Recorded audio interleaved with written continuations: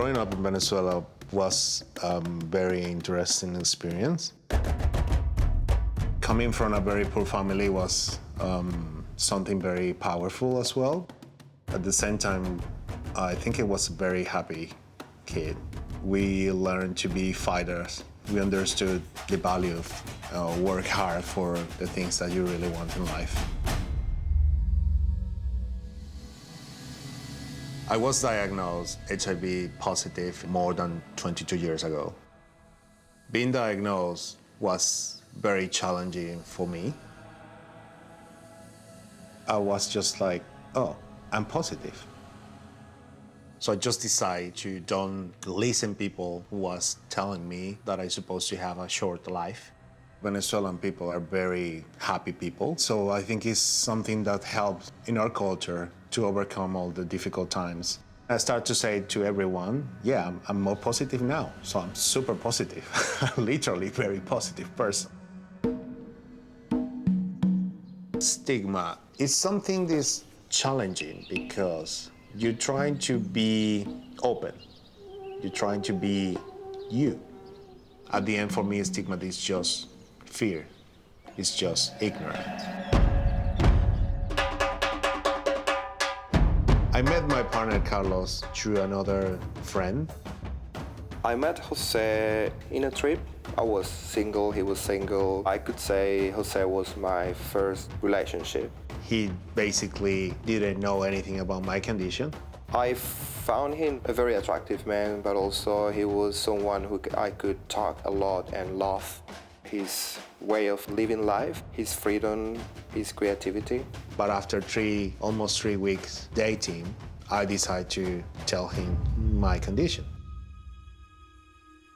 He told me, I need to speak to you. So he told me straight away, I'm HIV positive. And my reaction in the beginning, I think it was confusion. Then I realized it was true, and I just started crying. I cried as well. Fear was the first thing I felt. I was afraid of being with someone with HIV.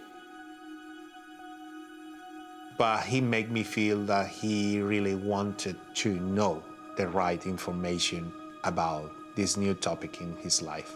He took me also to his doctor. His doctor gave me all the medical explanation. He explained me about him also being undetectable. I had a huge stigma about HIV. I thought having HIV and having AIDS was the same thing. It was a very good opportunity to start a new and fresh journey, to teach another very important person in my life how is being living with HIV condition. For me, education is a key to break stigma. The more I learn, the more power I feel I have. And I don't see any difference between living with someone being HIV positive. There is nothing different in our life, and there is nothing to be afraid of. My Australia visa was approved. It was one of the happiest days of my life. Carlos moved a few months before. I just decided to follow him because my love was here. I applied for my partner visa, and as a part of the process, I disclosed my HIV positive status. Then, after 3 years, it was rejected on health grounds. I feel this is the worst stigma case that I ever experienced in my whole life, because we're not talking about a job. We're talking about the rest of my life in a country that is supposed to be free. I'm gay, I'm HIV positive, my partner is HIV negative.